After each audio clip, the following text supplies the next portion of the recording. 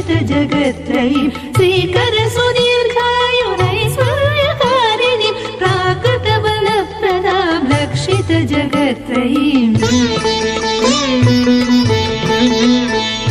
धान्यलक्ष्मीमन्नदायिनी प्रार्थये पुण्यसम्पादिनी पूर्णां प्रसन्नां धान्यलक्ष्मी अन्नदायिनी प्रार्थये।